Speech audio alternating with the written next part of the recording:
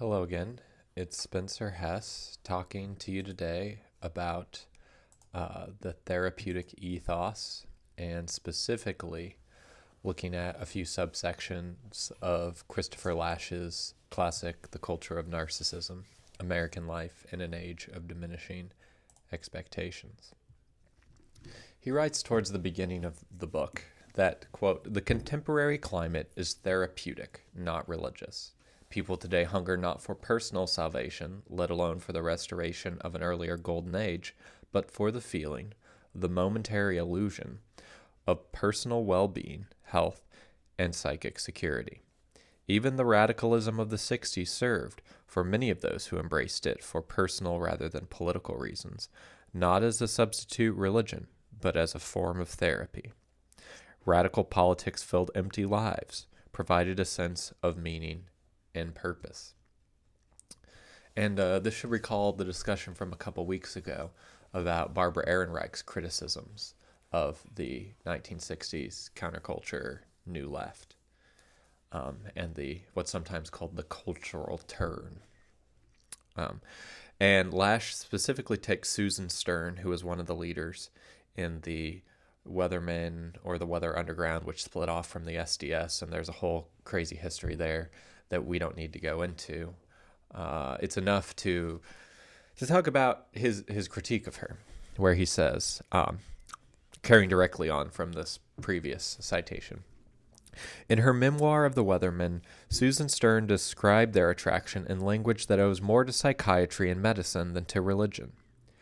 When she tried to evoke her state of mind during the 1968 demonstrations at the DNC in Chicago, she wrote instead about the state of her health. Quote, I felt good. I could feel my body supple and strong and slim and ready to run miles, and my legs moving sure and swift under me. Unquote. A few pages later, she says, I felt real. Repeatedly, she explains that association with important people made her feel important. Quote, I felt that I was part of a vast network of intense, exciting, and brilliant people. When the leaders she idealized disappointed her, as they always did, she looked for new heroes to take their place, hoping to warm herself in their brilliance and to overcome her feeling of insignificance. In their presence, she occasionally felt strong and solid, only to find herself repelled when disenchantment set in again. And this, I submit, should resonate with my earlier presentation of Caitlin B. Curtis. I think you have a similar sort of therapeutic mentality masquerading as political radicalism. In a section not too far past what we read, he continues discussing Stern, and he says, the atmosphere in which the Weathermen lived, an atmosphere of violence, danger, drugs, sexual promiscuity, moral and psychic chaos. I submit that that's crucial for understanding the world today, the moral and psychic chaos. Derived not so much from an older revolutionary tradition as from the turmoil and narcissistic anguish of contemporary America. Her preoccupation with the state of her psychic health, together with her dependence on others for a sense of selfhood, distinguished Susan Stern from the kind of religious seeker who turns to politics to find a secularized salvation. She needed to establish an identity, not submerge her identity in a larger cause.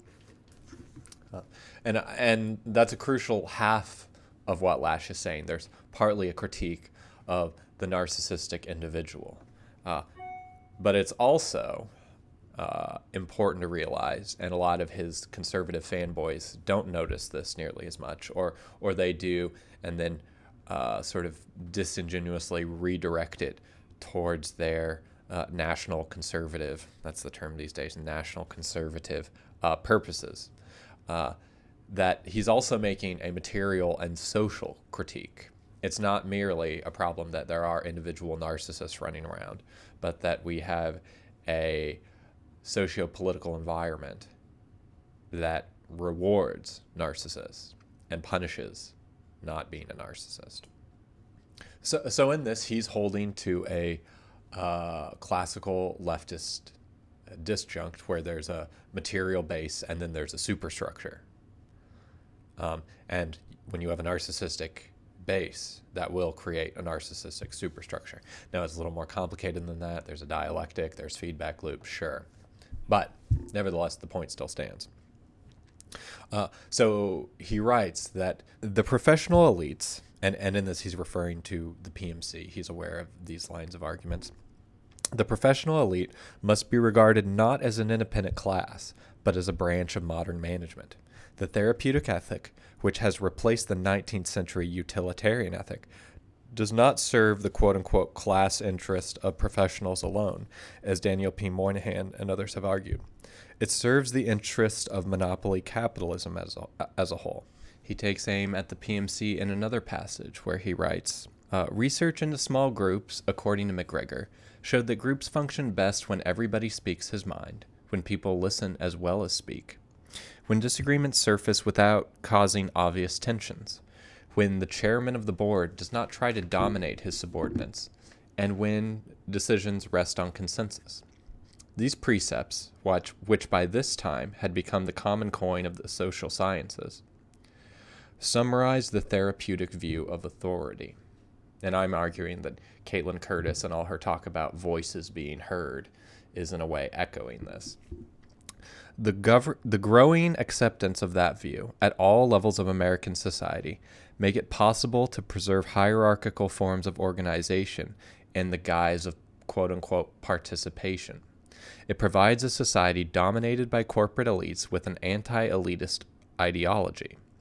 The popularization of therapeutic modes of thought discredits authority, especially in the home and the classroom, while leaving domination uncriticized. Therapeutic forms of social control, by softening or eliminating the adversary relation between subordinates and superiors, makes it more and more difficult for citizens to defend themselves against the state or for workers to resist the demands of the corporation. And I think to update this argument, one of the directions you could update it is what's so problematic about anti-racist theory, especially when it becomes vulgarized and popularized, is that whatever might be said in this or that passage, at the end of the day, it's not about criticizing domination or putting forward a new form of domination seriously that could supersede the old forms of domination. It's about making the current forms of domination more diversified and inclusive and equitable. And if that's the point, then fine. But I would argue, and Lori would argue, this makes you a weird sort of conservative in that you're taking the current forms of domination as correct. And you're not interested in changing those, just making them more fair. And so it's not a mistake that the brunchers can go to their cushy jobs and then celebrate brunch without too much concern about all of this really undermining the stability of their mortgage or their 401k, which is predicated on the current forms of domination. Elsewhere in the book, he writes that therapy has established itself as the successor both to rugged individualism and to religion. But this does not mean that the quote-unquote triumph of the therapeutic has become a new religion in its own right. Therapy constitutes an anti-religion, not always to be sure because it adheres to rational explanation or scientific methods of healing, as its practitioners would have us believe, but because modern society has no future, and therefore gives no thought to anything beyond its immediate needs. Even when therapists speak of the need for meaning and love, they define love and meaning simply as the fulfillment of the patient's emotional requirements. It hardly occurs to them, nor is there any reason why it should, given the nature of the therapeutic enterprise, to encourage the subject to subordinate his needs and interests to those of others, to someone or some cause or tradition outside himself. Love as self-sacrifice or self-abasement, meaning as submission to a higher loyalty. These sublimations strike the therapeutic sensibility as intolerably oppressive, offensive to common sense, and injurious to personal health and well-being. To liberate humanity from such outmoded ideas of love and duty has become the mission of the post-Freudian therapies, and particularly of their converts and popularizers, for whom mental health means the overthrow of inhibitions and the immediate gratification of every impulse. So that concludes this quick primer on what the therapeutic ethos is, according to Christopher Lasch. Next week, we'll put on the paint proper with a more in-depth discussion of Philip Reif's The Triumph of the Therapeutic and T.J. Jackson Lear's No Place of Grace. They're really quite good books. And then after that, we'll be ready to hurtle to the conclusion of our discussion of native. Thanks for listening. And before we sign off, I wanted to share an adjacent passage from, I think, maybe Wendell most savage critique of modernity, or at least his most succinct one. In The Unsettling of America, he has a passage that I think directly relates to everything we've been talking about today. He says that our age could be characterized as a manifold experiment in faithlessness, and if it has as yet produced no effective understanding of the practicalities of faith, it has certainly produced massive evidence of the damage and disorder of its absence. Anyway, with that, I'd encourage you to chew on all this and consider over the course of the next week where all we're inundated by therapeutic messages. Anyway, take care.